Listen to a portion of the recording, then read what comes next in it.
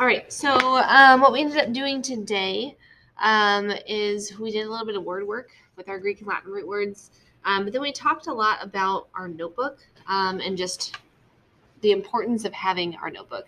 So I'm going to kind of just talk through this really quickly in the sense of why we have our notebooks, what they're used for, that kind of thing. So your notebook is going to be very valuable for you to have in reading and in writing. And what we've been doing so far in reading and writing is we have been teaching you the different attributes as we've been going through. So like if you're looking through your notebook, and you could look through mine obviously as I'm going through this, but there are different things that we have gone over and that we have had lessons on, and we have actually done stuff underneath it as well. Okay, so we had fiction signposts, and then we did things with that as well. And then we'll keep going. Then we did connotation. And with connotation, we actually did a mentor text underneath, and we found examples of connotation and talked through how important connotation was to this specific mentor text. We did figurative language, and underneath figurative language, we don't have a ton of things on here yet, but we are finding examples in different mentor texts as to the different types of figurative language that we see. Okay. With Mrs. Oathout, you guys talked about just narrative in general, but then you also talked about setting.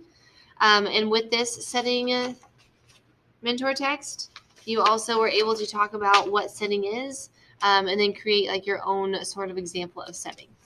Okay.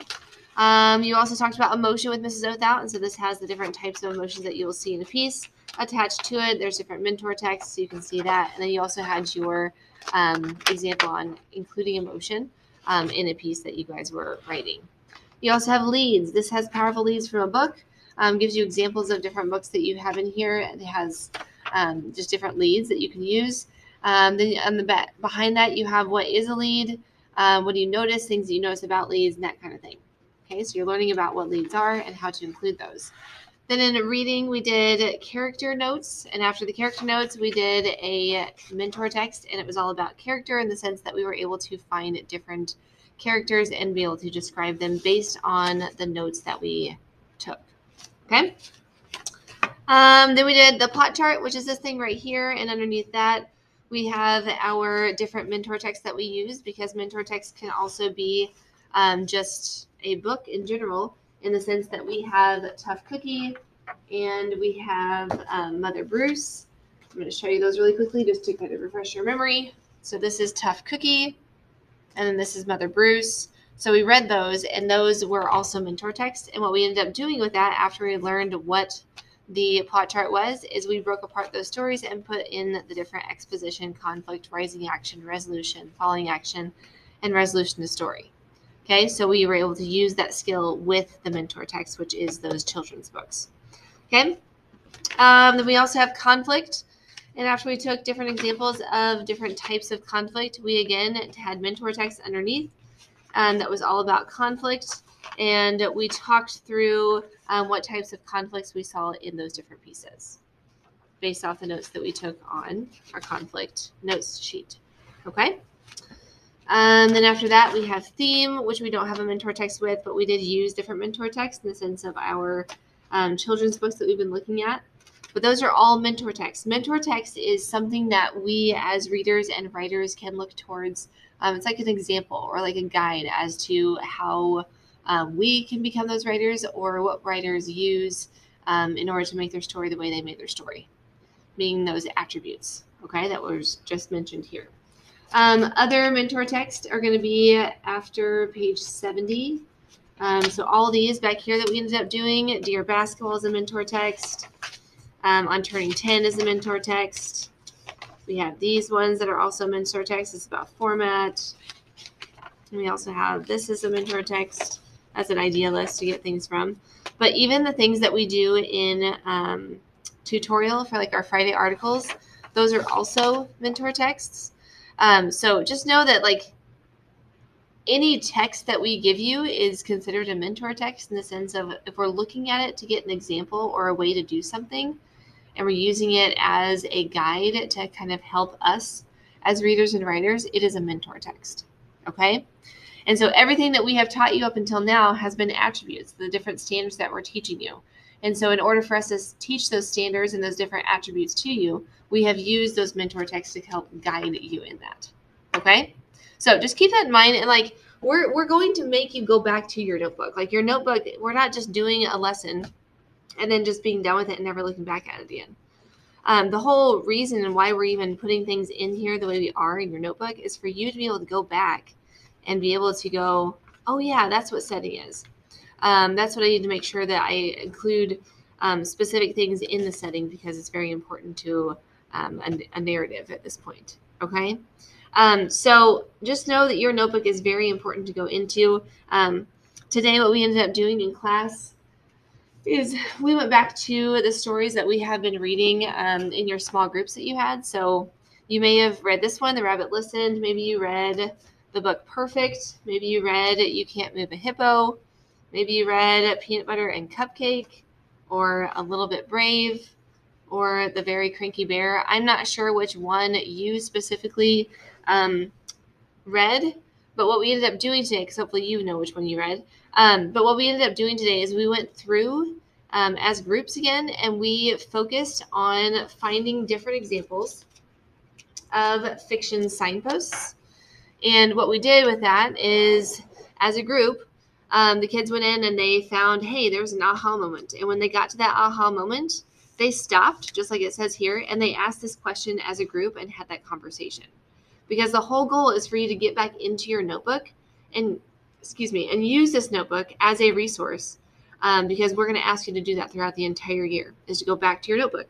Go find that example. Go see what you can do, and kind of dive into your notebook in the sense of using that with mentor text and to be able to understand things as a reader and a writer. Okay, so we focus a lot on fiction signposts, finding those in the books. After we did fiction signposts, we also went to connotation, and we tried to find different examples of connotation within the book that your group had, different words. And then we talked about how that makes the reader feel and why the author did that. And then we also talked about page 13, figurative language. We tried to find different examples of figurative language within our children's books that we were reading, because again, those children's books are mentor texts. We're looking to see what the author did, where those things are, and seeing if we can understand that those are a specific type of figurative language. Okay, so we looked at those, and then also these on the back to see if there were any examples. Okay, so at some point though, like that was just it was just a conversation that we had in class today.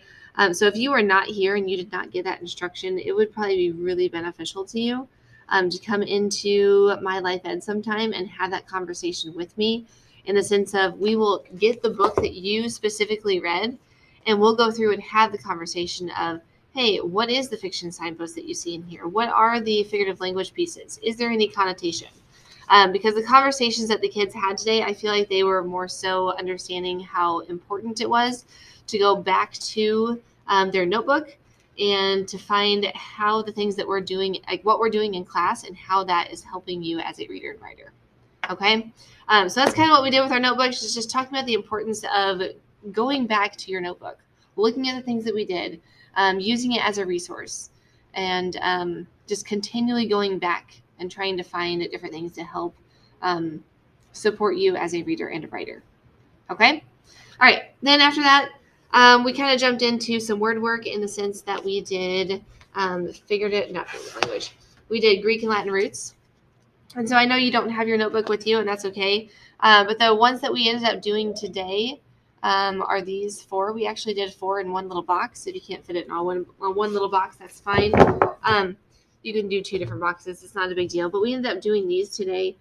So if you are at home and you don't have your notebook, you can just write this on a separate sheet of paper, and you can just take a picture of it and send it to me that you did it. And then when you get back to school, you can put it onto this page on page 53. Okay, so we found these. We went and saw that CYCL, cycle, essentially, is round and wheel. And so with that, we combine that with bi, tri, and una. So we have bicycle, because bi means 2, so bicycle is 2 wheels. Then we have tri is equal to 3, so then we have tricycle, which is equal to 3 wheels. So I don't know if you guys have ever really pieced those things together in the sense of that's why that is the case. But that is why that's the case, in the sense that it's 2 wheels versus 3 wheels. And then uni equals 1, so then it's unicorn. That was what one kid said today. Is that why they only have one horn? I'm like, yeah, it's a unicorn. So anyways, sorry, said the wrong word. So unicycle. So combining that together, that's only one wheel. That's all we really had time for today, was just to go over those. So if you can just write those out and send it to me, take a picture of it, send it to me that you did it. I can give you credit for that. And then when you get back to class, you can put that into your notebook on page 53. Okay. So again, we just talked about the importance of your notebook and how important it is for you to go back to your notebook consistently, going back and looking at the resources and the notes and the mentor text that we used in order to understand the attributes of the notes that we took. And that's what we got going. Okay. All right. So that's all I have for you today. Make sure you do some reading, because I did have the kids read for about 25 minutes today. So make sure you're also reading outside of class. All right. We'll